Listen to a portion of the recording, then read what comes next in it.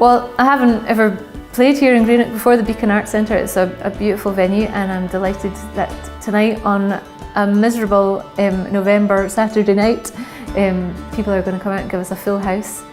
What I love about performing is, I guess, telling a story. The songs that I sing, a lot of them come from the Scots song tradition, and they are just stories through song. So that is a passion of mine, researching old historical ballads and old songs, that kind of thing, and passing them on to a new audience and taking a really old song and presenting it in a new way.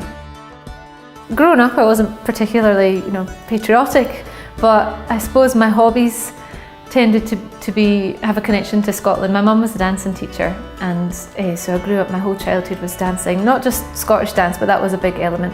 And so when I showed an interest in music, it seemed to be a natural step to look to traditional music and to folk music and music associated with Scotland. So I guess I see it as being an ambassador in some ways, actually, about presenting our Scottish heritage through music.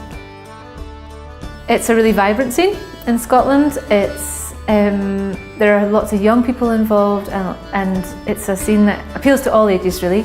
Everybody knows everybody, And the great thing about folk music is that you don't have an age limit specifically where you're going to reach the end of your shelf life. Some of our most respected performers are well into their 70s, so I think that's a fantastic thing.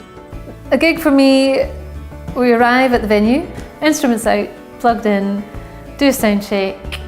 You kind of rate some gigs sometimes on the quality of the PA and the quality of the dinner that you get, because it's really nice that you've maybe travelled all day long, and that's the point of the day that you really are quite looking forward to. At the end, it's always lovely to go out and meet the audience and see which songs people enjoyed or what CDs they want to buy.